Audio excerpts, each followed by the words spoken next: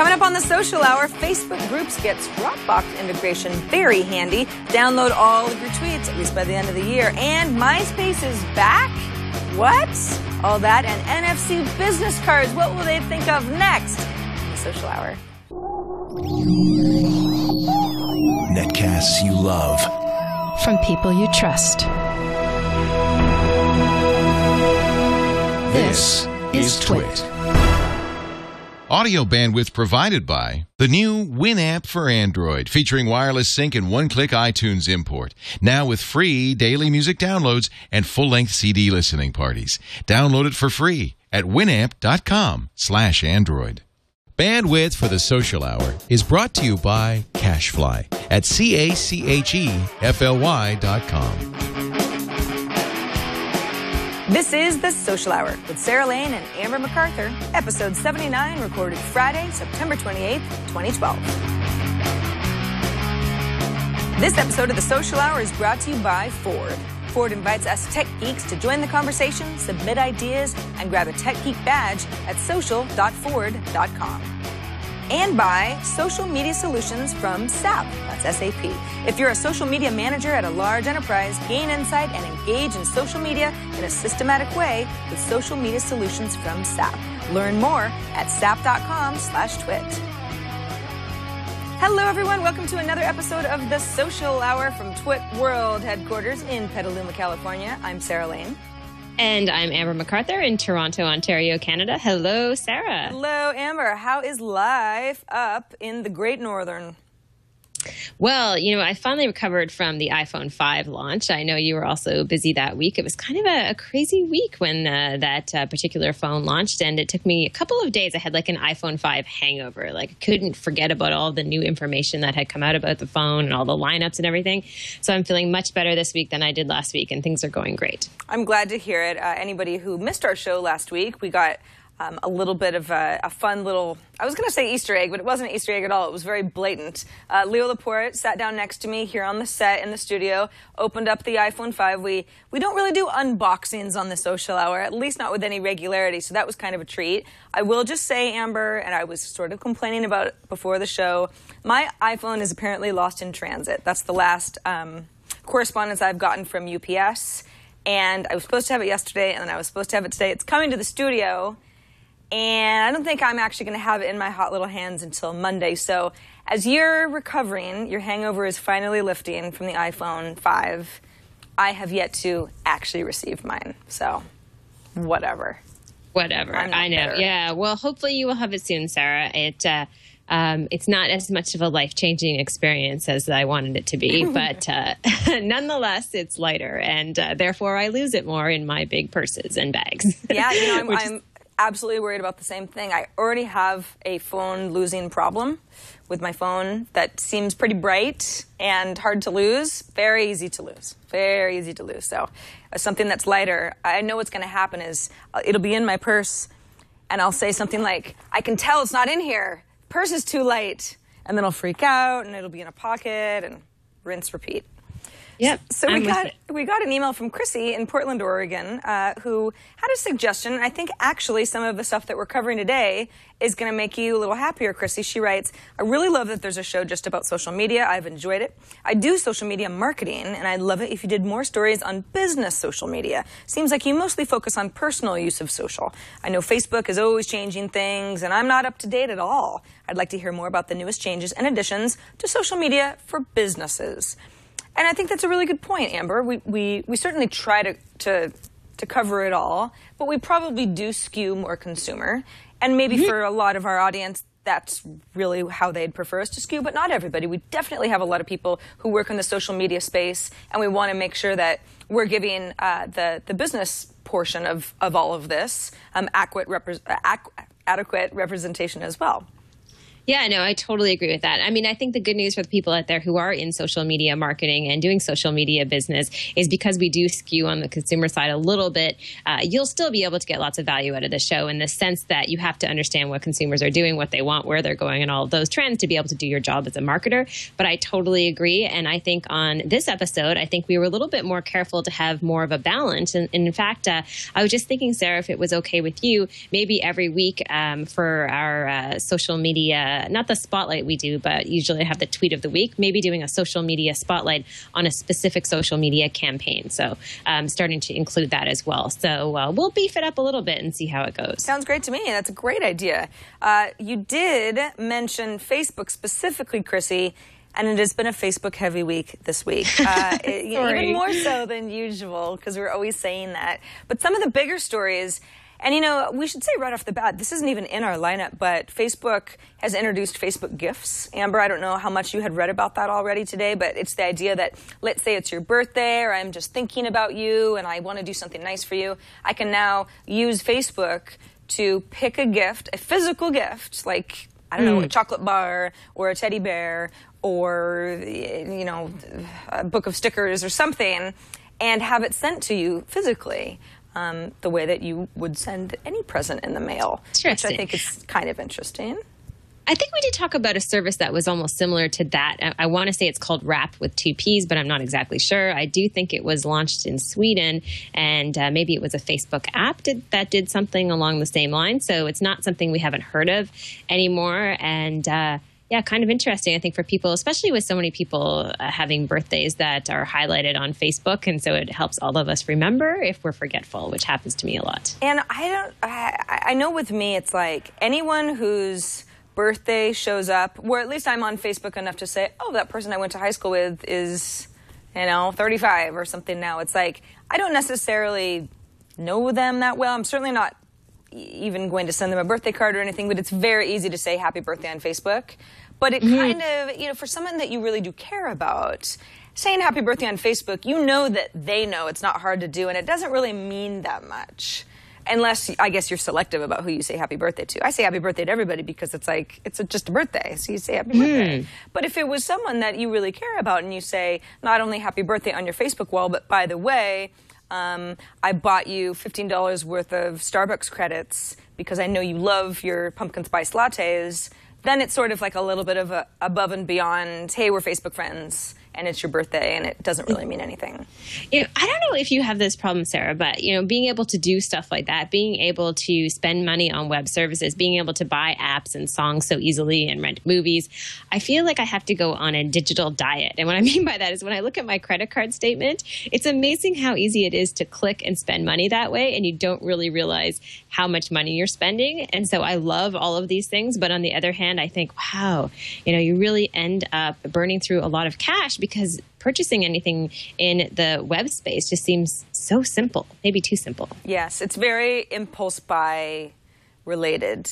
And it's preying on our impulses because it's sort of, yeah, okay, if I think about this too much, maybe I'll decide I don't really want to part with the $20 that it would take to send somebody this gift that I think that they would like. But once you do pay once, then Facebook has your credit card information on file.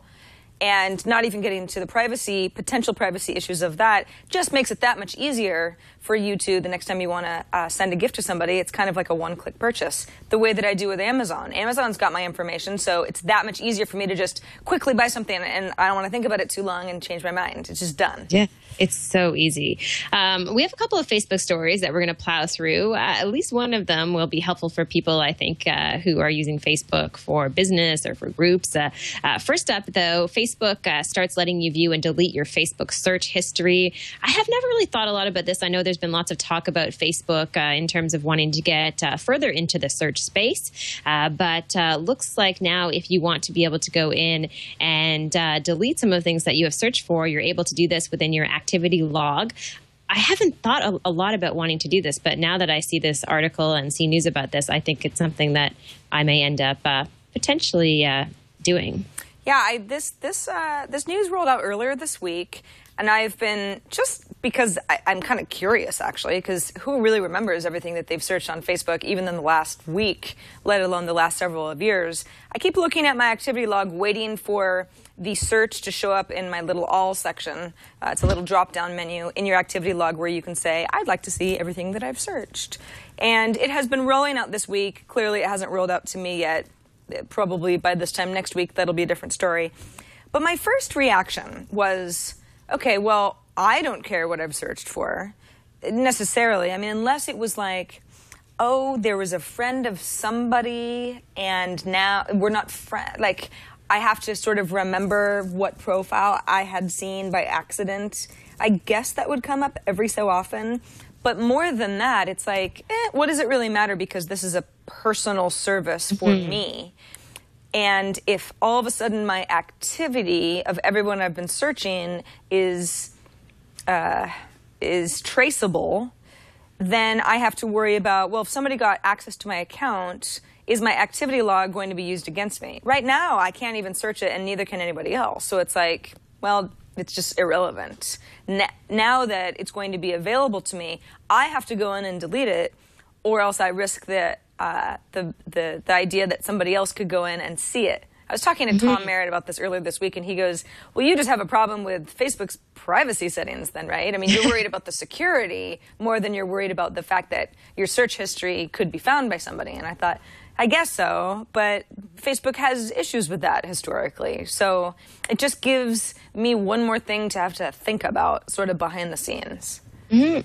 Yeah, I do agree. I mean, I think I may end up going in and using it, just checking out for fun. I don't think I really do that much searching on Facebook, to be honest with you. And if I do searching, it's just once in a while because I've forgotten someone's last name. I'm trying to find them among, a list of friends or something like that. But I don't use it heavily. It probably makes me a little bit more nervous as far as what Facebook is thinking and why they're focusing so much on the ability to be able to delete stuff. It always makes me worried that, maybe at some point they're thinking that, hey, it would be a good idea if we've made this public too, just because of the way that they operate. But hopefully it doesn't get to that point.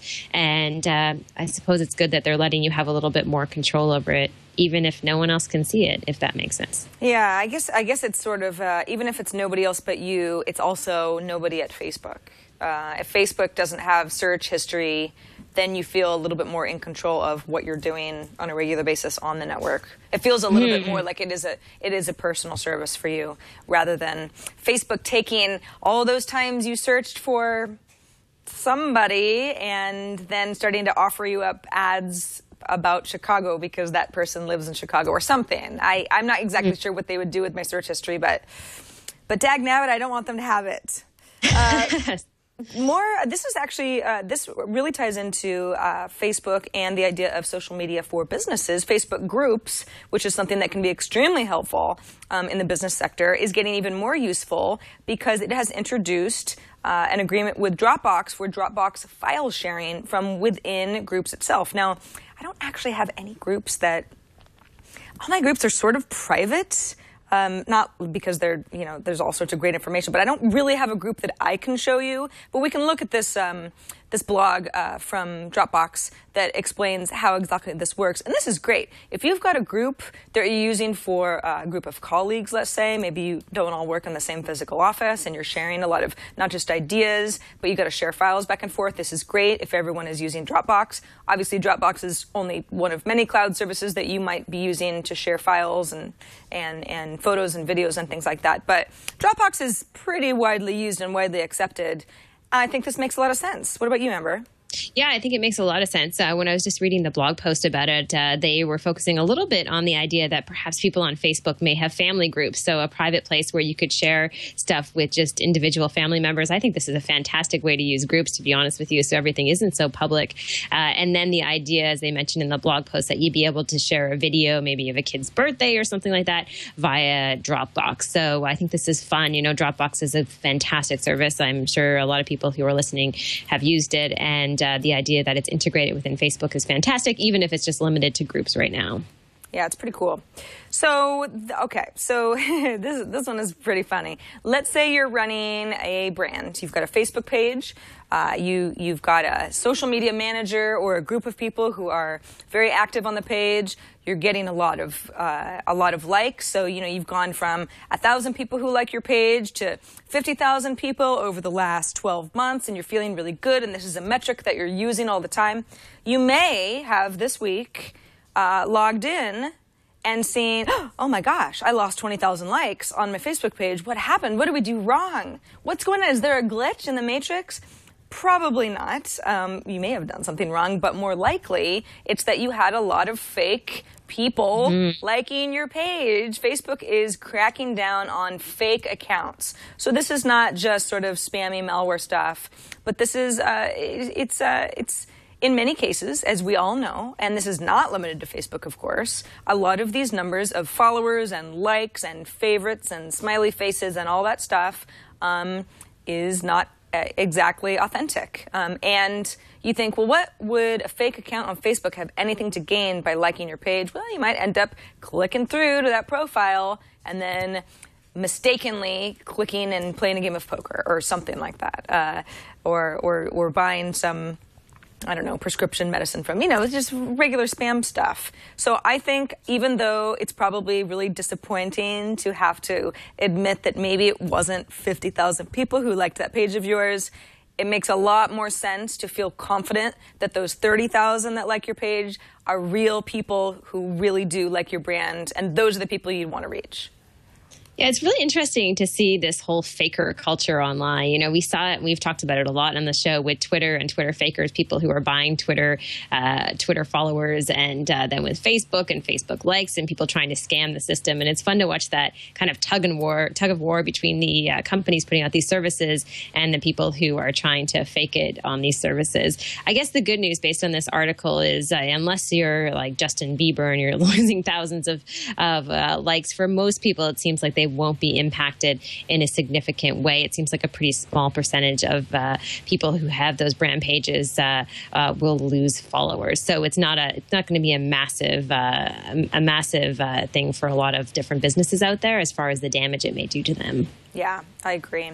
So Amber, how often have you said to yourself, it sure would be nice if there was a way to get all of my tweets off of Twitter so that if for some reason I just wanted to look up what I might have said a couple of years ago on a particular day, I could have access to that? Because we know that there's really no way to search through your own tweet archives unless you're going to scroll back manually, which nobody does more than a week or so. Yeah, that's frustrated me a lot with Twitter, I think. And I think also for anyone who has any type of business on Twitter and is pushing out tweets, just the ability to go back into the past to see what you've put out there. Yeah, I've often tried to go back, and it's not an easy thing to see anything beyond a week. So it looks like based on this article that the CEO of Twitter has said recently that potentially by the end of the year, people will be able to download all of their tweets. So a lot of people will probably be excited about this. I believe he said this at the Online News Association meeting, and I think it's a good move because I feel as though once you put that information out there on Twitter, it's always difficult to search and to find it. So a lot of people may take advantage of this in a good way. I agree. I hope that that's something that Twitter can offer by the end of the year. The end of the year is not that far away now. So you figure if he's saying this is going to happen by the end of the year, it's probably something that they feel confident they can do. He had mentioned earlier in the summer that was something that Twitter was working on. I don't feel like... of course, if that's an option for me, of course I'm going to download tweets and look through them. And who knows what format they're even going to be in. It might not even be able to search them very well, but at least it's the opportunity to have data that I've contributed quite a bit to over the years, and I really have no access to now. So yeah, Twitter's been a very controversial company lately for other reasons. So this is something that, hey, if this is a free service that they're giving to me, I will take it. Exactly.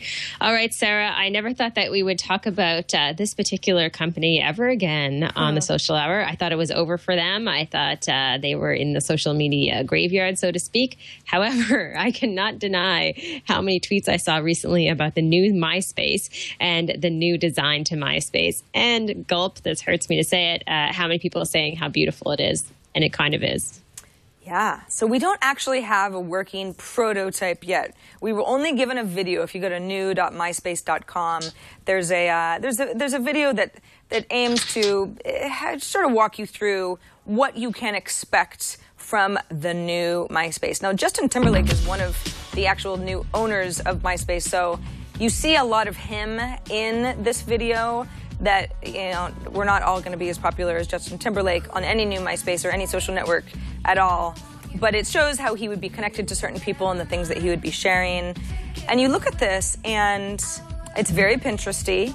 I hate to use that as an adjective, but it's what it reminds me of. There's a little bit of a almost like a Windows 8 tile thing going on that it reminds me of, and I mean that in a good way. Because I think it's very nice looking. It's visually very beautiful. I don't even know what I think this looks like. It could be a Tumblr template.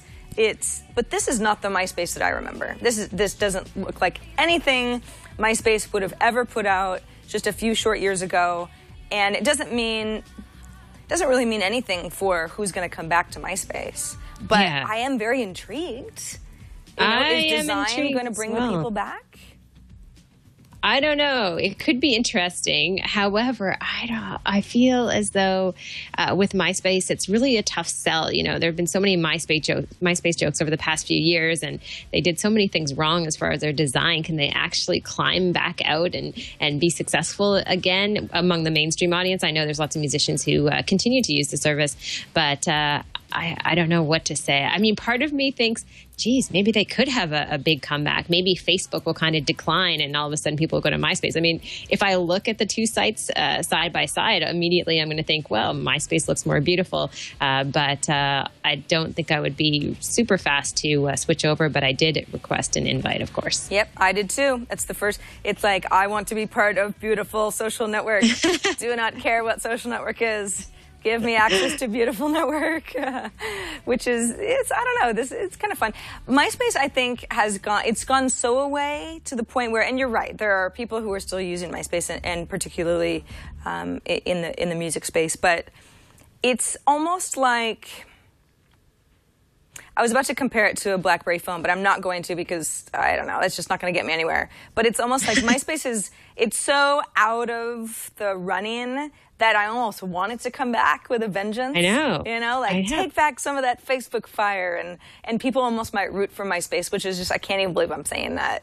Yeah, it's almost been long enough. They've been out of the picture, and they've not been a major player long enough that I feel as though they deserve a break, So it would be something that you could potentially support if the experience was really great. So I think this is going to be one that we're going to be updating and watching for a while as we see what happens. And of course, as we get invites and we're able to go in and play around with their own profiles, then we'll show it off on the show. So we'll see what happens. I don't want to say exactly what I predict, but I'm just not sure till we play around with it. Yeah. Hey, so Amber, I know that you're a pretty big LinkedIn fan, and more so since their social sort of news feed has gotten a little bit better, and you're not the only one to think so. And LinkedIn now has something called LinkedIn endorsements, where you can give kudos to people. What do you think about this?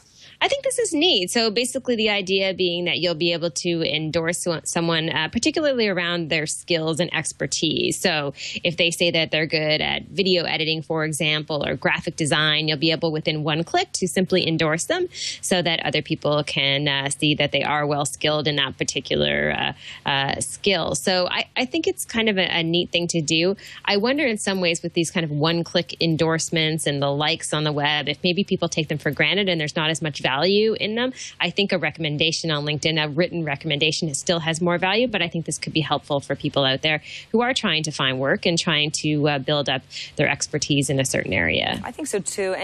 And there have definitely been times where someone says, can you please endorse me? And I would love to. But, you get an email that's reminding you that someone would like an endorsement. And that's the sort of thing that you want to put a little effort into and explain in a paragraph or so why this person would be, a great asset and this and that. And sometimes you go like, yes, I would love to do that. I want to do it later. And then it kind of becomes this burden. And being able to say, yeah, I vouch for that person and that's all I really have to do right now, is very attractive to me. Yeah, I totally agree. So it does make it easy.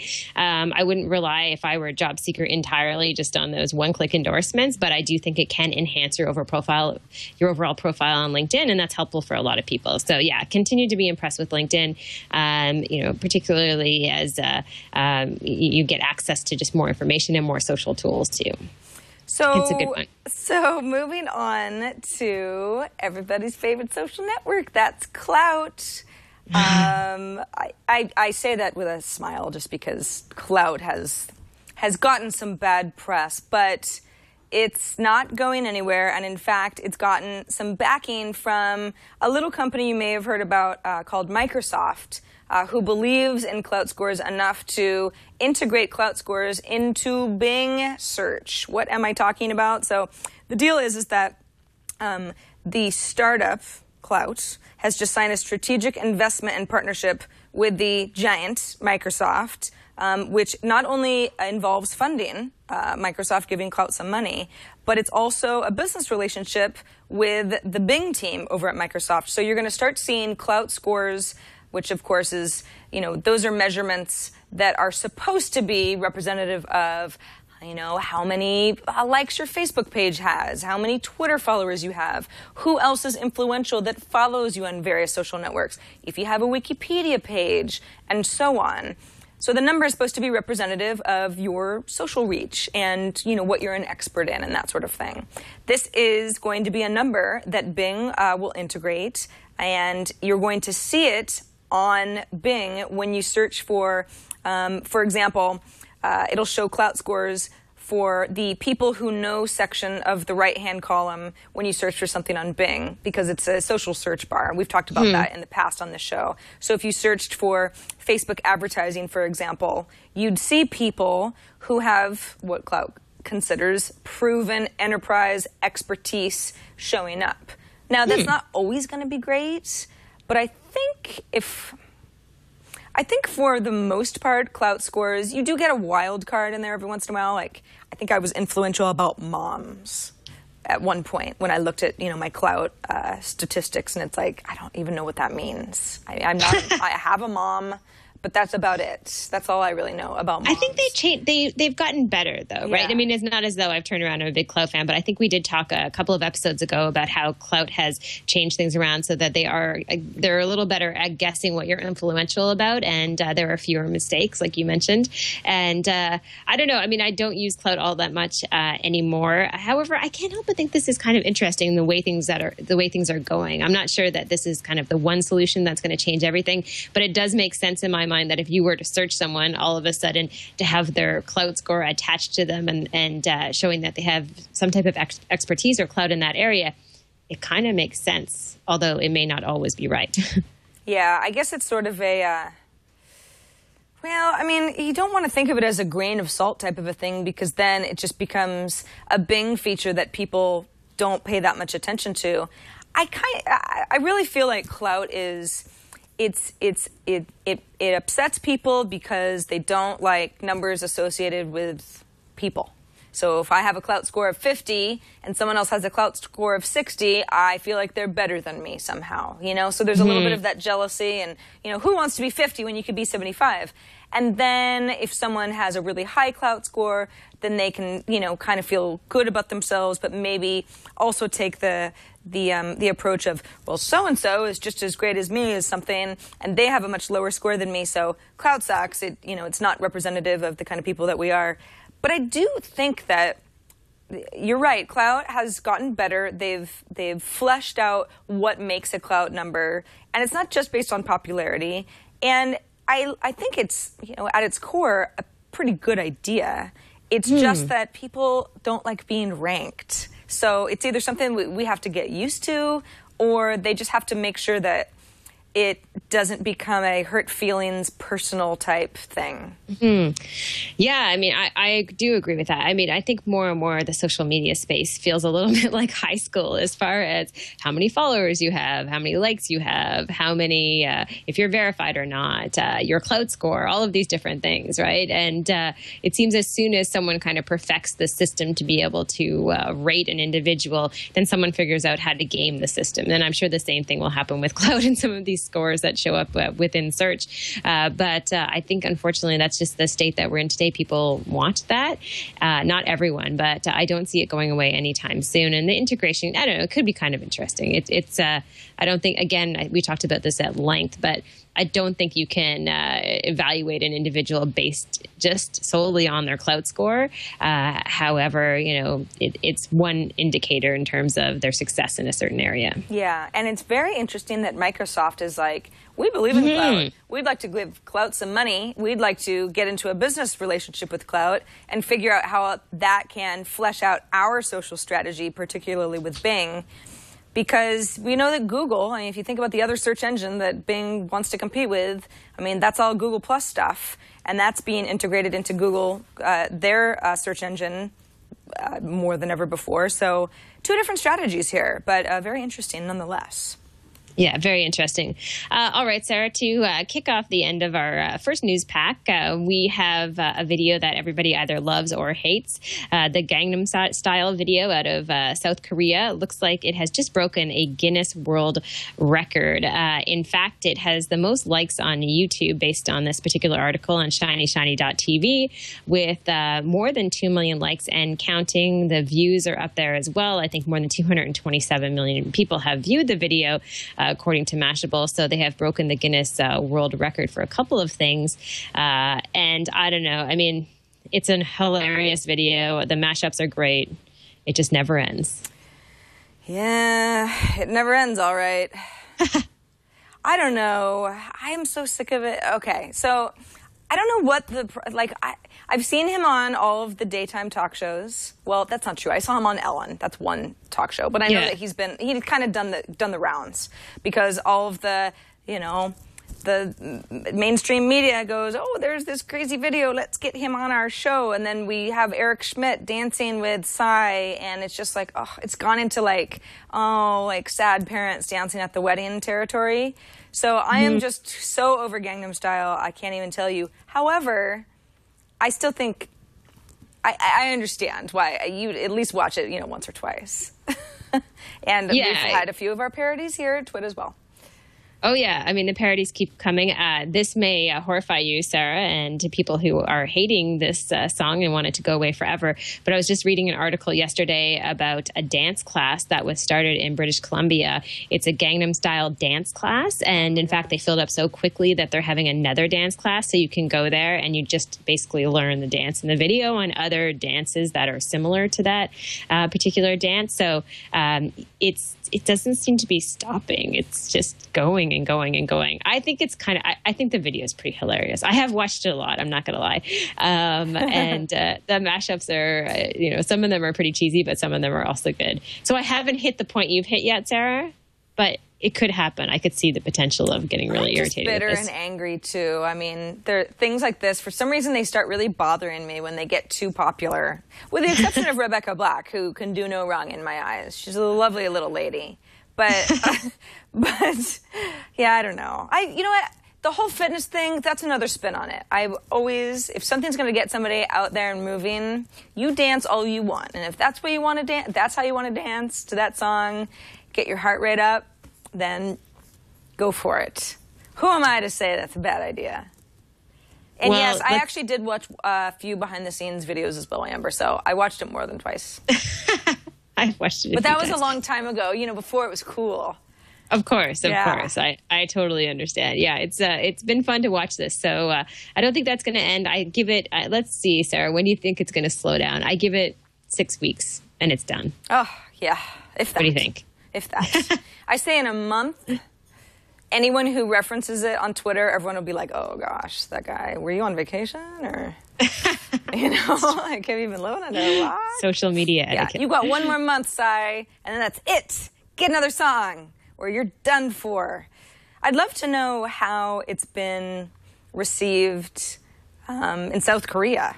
Is it the sort of thing where it's like eye rolling? Oh yeah, this guy, look at him. Or is it even a bigger hit?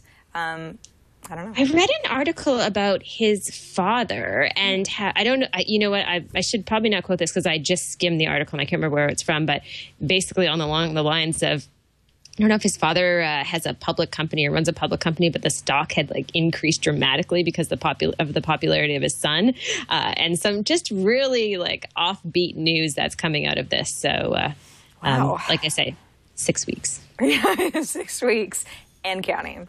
All right, quick reminder that if you are watching us live, thank you so much. We record the show Friday afternoons, 4 p.m. Eastern, 1 p.m. Pacific. It's always nice to have everybody in chat who's following along with us, or maybe you're a lurker and you just like to watch or listen to the feed.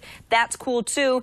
But remember, if you don't watch us live, we're on demand. All TWiT programming is, and we don't really care how you absorb the wonder and beauty that is the social hour, as long as you do somehow. If you go to twit.tv/TSH, that is where all of our show archives live. So not only do you have easy, handy links to download video or stream it right from our episode pages, but all of the stuff that we talk about in every show, links to stories and videos and tips and all that good stuff is in each of our episode page. You can see right down there in the bottom. Those are all the links from, I guess, last week, right?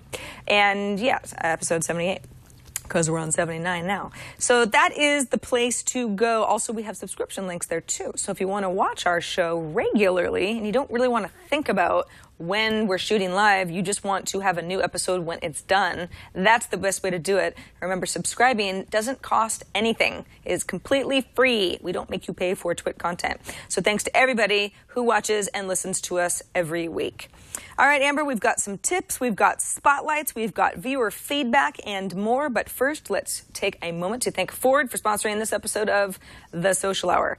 There are quite a few categories of apps that are coming to the Ford Sync platform. And you might say, oh, like what? I mean, how many apps could a car really integrate, right? How about location-based services? How about ability to find friends? How about financial service apps? Those are just a few of the things that Ford is actively working on for its Sync platform, which is really ahead of the game. No other car company can claim anything like this. Stuff like lane departure warnings, lane centering features, using onboard cameras. So this is all, it's kind of next-gen safety, right? That we could all use in our cars, but many of us think, wow, that seems like something that you'd see in the future. That's stuff that Ford takes very seriously and is working on. Using the cloud to connect information and services that you not only are using in your vehicle, but you've also got at home and at the office, because if you're like me, I do a fair amount of work at home. I'm in my car every single day. Then I've got my office stuff, and everything needs to be integrated. And being in my car is really part of that ecosystem because I want my stuff synced. Ford Social, social.ford.com. If you haven't been there, it's really cool. It's one of the ways that you can see what the engineering team at Ford is working on.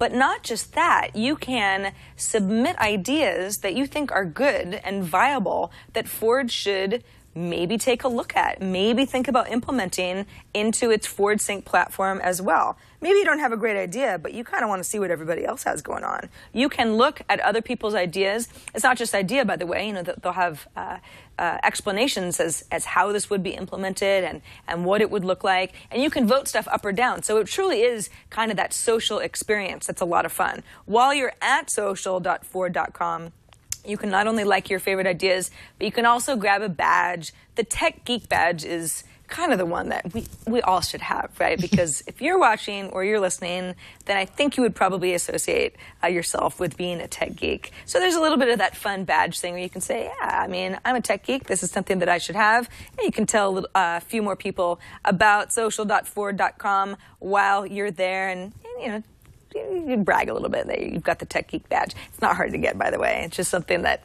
is kind of fun to have. You can also read a blog post that Leo submitted. He had a discussion with Jim Buskowski, who really knows what's going on behind the scenes as far as what Ford is rolling out in its future models. So check it out at social.ford.com. And thanks to Ford, as always, for sponsoring the Social Hour. All right, we've got a social tip, Amber. This is something that you pulled up.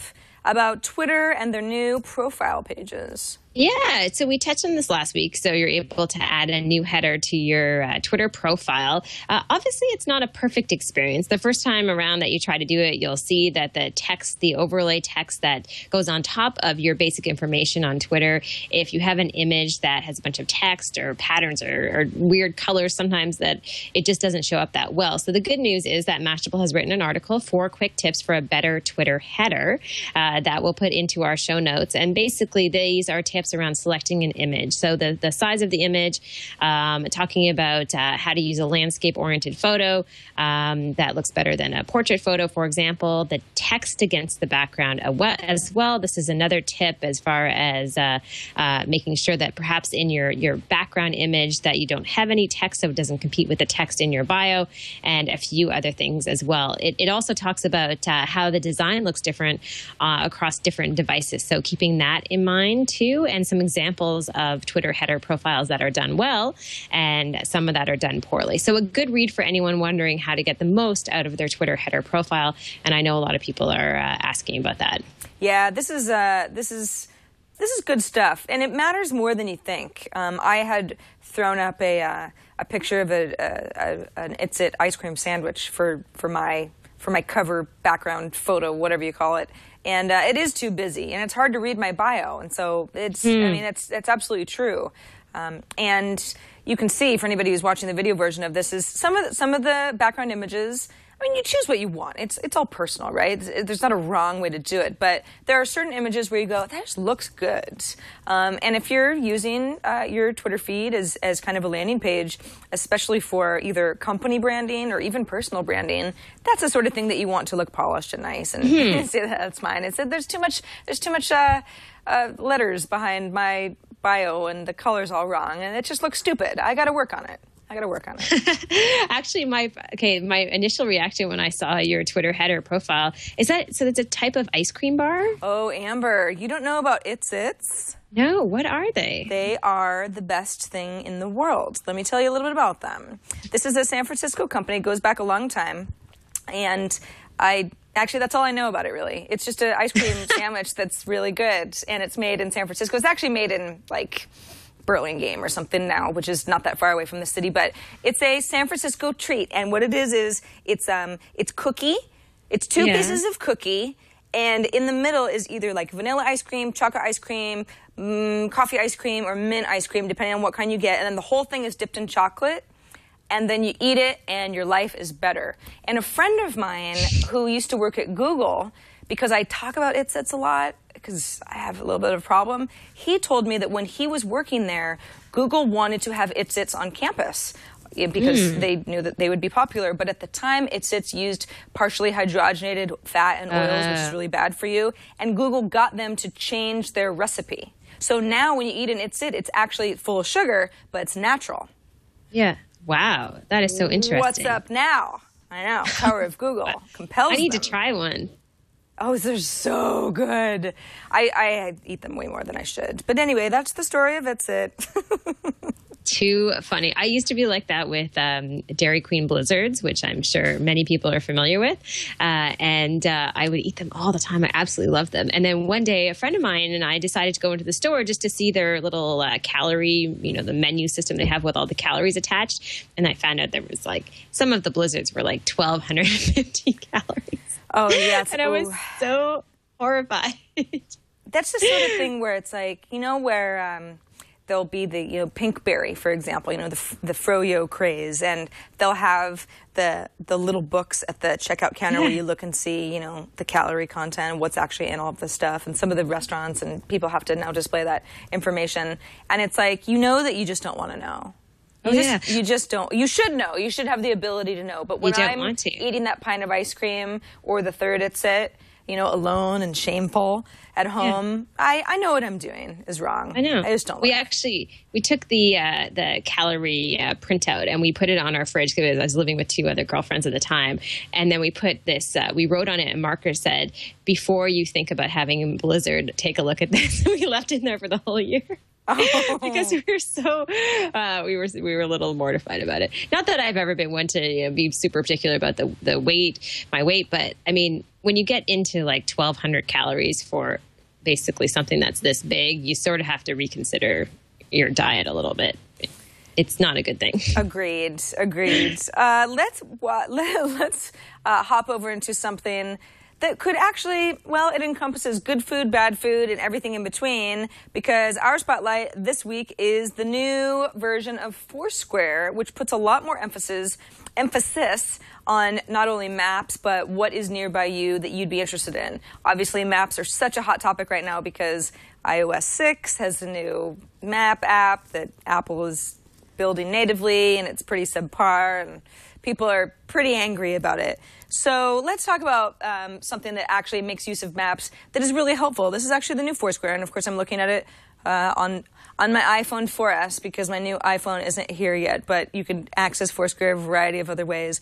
So I'm just going ahead, and Foursquare goes ahead and loads. And once I'm here, if I hit the Explore tab, which has been here for a while, the Explore tab isn't new, but this is something that has been fleshed out a little bit. And this is exploring stuff based on where I am, so based on a map near where I am physically right now. Foursquare is thinking a little bit, okay. And now I've got some options here. Let's go back up to the top because I think... Oh, okay. Well, this is interesting. Okay, so I'm looking at Top Picks and Petaluma. Now, it's saying to me, is it time for a coffee break? You know, it's 2:11 p.m. Maybe you'd like some coffee. Here's Pete's Coffee and Tea. It's pretty close to you. And you've got some friends who have been here already. Wow, George Rees has been to the Petaluma Starbucks, huh? Oh, he must have visited TWiT one day. You know George, don't you remember? Yeah, I do. And then if I say, well, I don't know, I don't like Pete's. They're just, I don't know, their coffee sucks. Then I've got choices for more coffee nearby. So again, this is using the maps data that Foursquare has been collecting, not only from me, but my friends and everyone else who uses the service, to give me some more options of where I could get coffee that's nearby me. But that's not all. It says, hey, reminder that the Water Street Bistro is something that you save to your to-do list whenever. I don't even remember that I did that, but I obviously did at some point. So Foursquare is reminding me, not only did you say you wanted to go there, but it's nearby you. That might be an option for you. And then there's a bunch of other stuff. If you want to grab a bite somewhere, this is places that are known for food. If you want to just try a new place, you know, something that I've definitely never checked into before, it'll offer me up the Walnut Park Grill. I know some people that I work with go there, so maybe it's good, kind of thing. It'll let me know who's been there. And then it's been a few weeks. Well, it's been a few weeks since I was at the TWiT Brickhouse Studios because I just don't check in here, so that's not very good. But for the most part, it gives me information on stuff that's nearby with a lot of context. Either, hey, Sarah, reminder, you said you wanted to go here, maybe today's the day, or it might be time for, you know, a little pick-me-up. Friends have said that this is a great place, so I think that something like this, when it comes to I'm either in an unfamiliar place or I want something different, makes so much more sense to me than just looking at my location on any map, whether it's Apple Maps or Google Maps or somebody else's map, and just seeing what's nearby without the context. Yeah, that looks really cool. It looks like they've done a really nice job of that. Yeah. Looks awesome. I love it. I think Foursquare probably... I'm sure they must be jealous with the deep Yelp integration that iOS 6 has now. I mean, when you look up something on Apple Maps and you want to get a little bit more information about an establishment that shows up on the map, that's all Yelp data. And so Foursquare and Yelp don't work exactly the same, but Foursquare has a lot of that similar type of data where people can vouch for a restaurant or a service or a place, that sort of thing. And so they've got a lot of that data, and it's nice to remember that you can put it to good use. If you're a Foursquare user, of course. Very cool. Now, speaking of cool stuff, it looks like we have a voicemail from someone from Lance who has a better possible explanation for how ads could be displayed on a device. We were talking about this on a past episode of the Social Hour as far as the mobile experience, how ads may interfere with that, because it's a very personal thing as far as your relationship with your smartphone, and you have to be just a little bit delicate in terms of pushing out advertisements. But if he has a solution, it's good to have a voicemail from him. Hey, ladies, this is Lance from Las Vegas. On your show on Friday, you had a caller calling in regarding ads for, I guess, her iPod Touch, which I think maybe it was misunderstood. I think I know exactly what she's speaking about because a company that I've worked for is actually doing that. It's not an actual push notification, or like on Windows Phone, it would be like what's called a toast notification, something that pops up, sounds like a system message or something similar.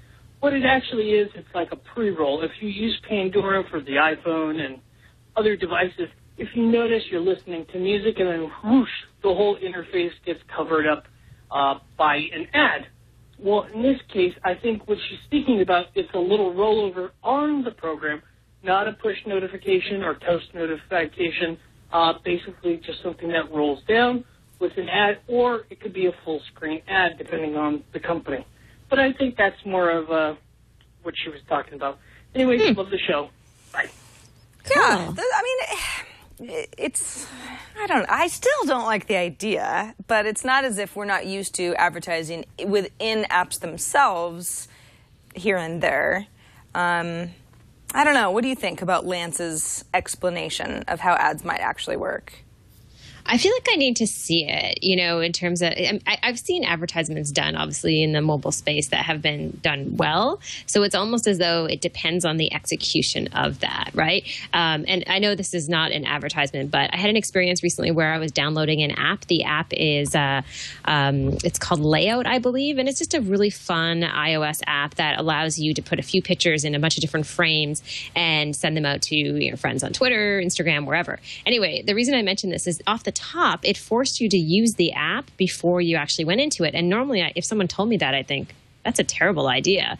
But the way that they did it with Layout, it was so seamless. They said, oh, good job, next step. And you went through like 3 or 4 easy little steps. So it wasn't as intrusive as I thought it could be. So I think it's more about the execution and actually seeing it in the works. That was a really long answer. Yeah, it's something that I don't think we're going to get away from this. And Lance, I think you hit on some points that I'm sure companies are trying to figure out. So thanks for giving us a few more ways to look at how monetization of mobile might actually play out. We also got a video from Andy, who has an idea for if you want to link to an Instagram account, let's say on your blog or something, it's kind of hard to do that because Instagram doesn't really have a web presence. You could link to a permalink of a picture, but he's got a better idea about how to link to an actual account. So I found this website called Followgram, which handily gives you a QR code. So if you actually scan it from a mobile device, it will open the Instagram app for you. Now, if you grab the URL from that, which should look something like that, obviously after the equals, it's whatever your own username is. And then you link back to that from your blog, website, whatever. It actually does something quite cool. So it will actually just open the Instagram app, which is the only way I've found of actually doing this. And you can obviously do it for other people's pages as well. So I've got another account, but if you wanted to link to somebody else, it would just open theirs and then it's the actual app for you, which is absolutely great. And the other good thing about it is if you're just on a browser on a PC, it will actually take you to the Followgram account, and then you can actually follow them from there as well. So yeah, that's my Instagram tip. If you want to follow me, I'm Rapid ANDI, and thank you very much. Great idea. That is a really great idea. It makes so much sense. This is a QR code I would use all the time because what I do often, Amber, is I figure out someone's Instagram account and then I go to Instagram and then I do a search for a user and then I type in the username and then I find their account and then I follow them from there. So that works, but it's a little cumbersome. This would be a lot easier. Yeah, that's very cool and awesome little video in terms of showing how it works. You might have a career at TWiT, Sarah. You never know. It's pretty good. Rapid Andy. It's Andy with an I. Check what's him his Twitter? out. What's his Twitter name? Did he say Rapid AND? Oh, okay. Rapid Andy. Yeah. Rapid Andy. Andy with an I. Make sure to follow. That's awesome. By the way, the more videos that have like cool tips like that you send, the better. We love that kind of crowdsourced tip stuff. So thank you, Andy. Hopefully we'll get a lot more that we can roll in next week. Yeah. And you should look at Andy's Twitter profile header. Speaking of an interesting use of header, it's very, very, very creative. Is it? Yeah, okay, it's Alex, really cool. You got to pull that up. What was the name again? Rapid Twitter, Andy, A-N-D-I, on Twitter. It's kind of disturbing, but it's cool. Not Rabid Andy. Mooncat in chat says Rabid Andy. I don't want anything. I don't want any of that. Typed in too. Rapid Andy. Rapid Andy. I know, it took me a sec to get it. Oh, that is good. Whoa. Yeah, hey, good, huh? how'd you do that? Isn't it cool? He's a trickster. He is a trickster. Okay. Well, all right. That's cool. Very cool. I like you already, Rapid Andy. And you're in London, so you're just that much better because London's awesome. Hey, so we were talking about some spotlighting a little bit more of social media business side of stuff in future shows. So we've come upon our social media campaign spotlight for this show.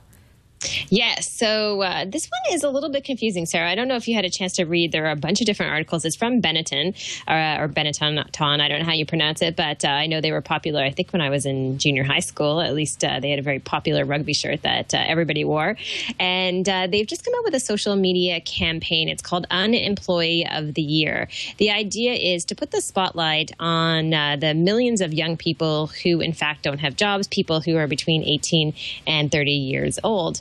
And through the campaign, what they're trying to do is they're trying to get people to suggest projects that they can do to improve the lives of other people. And the idea being that others can vote on these projects, and the winning 100 people, I think, will get $6,500 to actually put those projects into action. So it sounds a little bit like the Pepsi Refresh project that was very popular a couple of years ago. They may still be doing it. The idea of social good, people harnessing the power of the web to raise money and do something great in their community. So an interesting concept. There is some criticism online about this particular campaign because they've spent so much money on the campaign itself. In fact, tens of millions of dollars on the campaign, and it's very flashy. There's a great video that they have here highlighting how many young people just, in fact, don't have jobs. And some people also wondering if at the back end of this campaign, if perhaps they could have done more to help young people, and maybe their execution could be a little bit different. What I mean by that, there's an article on The Guardian in the UK that says that other campaigns like this that offer money for people to do special projects, in fact, also come with training and helping people to develop skills to build out those projects and to potentially get jobs and kind of to further the experience. So doesn't seem like a perfect campaign, obviously a fantastic cause, but I don't know. What do you think, Sarah? Well, it's confusing a little bit.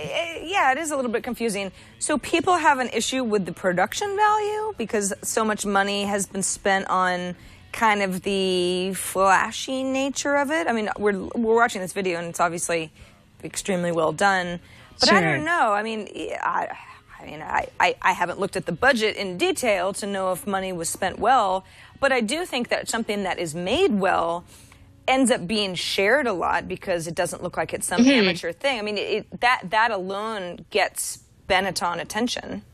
Sure, and I don't think it's just a video. I think it's the overall campaign. I mean, I saw some numbers out there, I think in excess of $20 million potentially being spent on that campaign. And then if you do the math with the $6,500 being given to 100 young people, you see how much more money is being spent on the campaign itself than actually helping young people. You can see how it's a little bit unequal. Because we don't have access to all the numbers, it's really hard to judge that. I think it's a really cool idea, it's a great cause and an important topic for people to talk about and to raise awareness about. I would just argue that as far as the execution of the campaign, even when you go to the homepage of that campaign, I think it's a little bit frustrating because you don't exactly know right away how you can participate. It's almost as the video and some of the stuff is a little too high-end, a little too artsy, that I don't think they speak maybe to the everyday person as well. And that's just my initial feedback on it. Yeah, I think you're onto something there. It does get a lot of awareness is being raised, but yeah, exactly. I mean, the point of this is there are a lot of people who are not only in need of jobs, but there are money issues that arise from that. And then you've got a campaign where so much money is going to the campaign in order to raise awareness so that the campaign can keep going. There is a little bit of like a self-fulfilling cycle, especially for any brand that's associated with it. And I think sometimes you can get too clever with the social media campaign. You know, you end up almost just being, I don't want to say too highbrow, but like too clever in some of the collateral that you put out there into the social media community. And maybe you just don't explain things well enough. And this might fall into that category. But who knows? I mean, this is just early days of this campaign. It may last. It may be great. But I do think even when the Pepsi launched the Refresh Project, when you went to the site, it was very obvious how you could participate, how you could try to get money for a cause that you cared about, how you could get people to vote, and it was really clear and really well executed. So great cause, but we'll just watch this one. All right. If anybody has at least some initial first thoughts about this, do let us know. We'd love to hear from you. Any of the stuff that we talk about on the show, we'd love to know your feedback, your ideas, your questions, comments. A variety of ways you can get a hold of us. The Social Hour at twit.tv is our email address. You can also leave us a voicemail, 2626-SOCIAL. That's 2626 SOCIAL. If you're calling from another country, you'd have to add our country code, which is 1. But we'd love to get your voicemails. Try to keep them to 30 seconds or less. That same goes for a video. If you can record a video, upload it somewhere, and send us the link to where that video lives, we'd be happy to play it on the show, like Rapid Andy did just earlier in the show. Okay, so we've got Amber's Ratter Fad still to come in just a second. But first, let's take a moment to thank a very new sponsor, a brand new sponsor. Welcome to SAP. This episode of The Social Hour is brought to you by Social Media Solutions from SAP. So here's the deal. Obviously, anybody who's working on brands knows that a lot of the conversation about your brand happens via the social avenues, right? So if somebody wants to praise you, they might do so on Facebook or Twitter, but that also might be the place where they rake you over the coals for something that they consider to be a really bad social customer experience. And if you work at a large enterprise, you know that it can be hard to stay on top of this stuff because you're getting a lot of feedback from people, and that's where Social Media Solutions from SAP comes in. It helps people working at large enterprises, particularly, be able to listen and engage with people via social media in a systematic way. So there's two components to this. There's the listening component and there's the engaging component. The listening component is pretty much what's being said about your brand. Is it good? Is it bad? It captures that information and then it gives you reports on conversations about relevant terms and then sort of like passion level of people. So it knows using something called natural language processing, and this is really cool, how to intelligently get the difference between me saying, this app has never been good, or this app has never been this good. Those are two very different things, right? And sometimes robots can't tell the difference when they're looking at, a bunch of text on Twitter. That's where Social Media Solutions from SAP really shines. The engaging component is sort of the second aspect of all of this. So you can improve your customer support by setting rules like, if I get a message that is about this type of a thing, this is who it should go to. This is how they should deal with this. So you can kind of set parameters for getting solutions in place to common problems or even problems that are, a little bit out of left field. So if somebody tweets a tech support problem, you might not be the person who has the answer, but you can get it to the right person, and you don't have to do a whole lot of thinking about that because you can use Social Media Solutions to get that problem to the right person. So again, Social Media Solutions from SAP gives you an accurate and real-time understanding of your brand's social media performance. Anybody who works in social media knows that this is extremely important, and it's definitely something to take a look at. If you want to know more, go to sap.com. That's sap.com/twit. That's sap.com/twit, and see if this is the sort of thing that will help your company use social media better. You don't want to be the company that seems like they have a presence but doesn't do anything, and we all know those brands that just seem to be failing at social media on a regular basis. Don't be that guy. Use SAP. sap.com/twit, and thanks again to them for sponsoring this episode of The Social Hour. Hey, Amber, I was thinking that you might want to present something that could be rad or could be fad to all of the folks. I do. But before I do that, I just wanted to also thank the folks over at SAP, because one of the guys, it looks like he just tweeted us while you're doing the ad, Sarah. So they are watching and fans of the show. And you can follow them at SAP Social OD. And they have lots of great content about how to do social right. So great. Just wanted to mention that they had a little shout out when you're in the middle of the ad. No pressure, though, Sarah. No pressure. Cool. No, that's great. It's awesome. So, okay, so rad or fad. This one is kind of interesting. We've talked a lot on the show about business cards and the evolution of business cards. You know, are we still going to be carrying paper around in our pocket months or years down the road, or is it going to go away forever? And it looks like the folks over at Moo, we've also talked about them before, has kind of taken business cards to the next level, or is planning to, at least in 2013. The idea being having a business card with NFC power, so near field communications. You would order a business card, for example, from Moo. It would have a little chip in it, and you could program that NFC tag to do what you wanted it to do based on when someone was coming with a smartphone and tapping on the business card. They could be sent, for example, to a video or to a website or to a place that you have chosen when you set this all up. So basically the concept being taking business cards to the next level. This is a little bit different than simply having a QR code on your business card. It could be easier down the road, except obviously not all phones have NFC capabilities. I think it's kind of cool, I have to say. I think so, too. I think everything Moo does seem pretty cool. Yes, I think they're cool. Yeah, they seem like a really cool company. They are a cool company. If you're not familiar with Moo, we actually talked about them recently.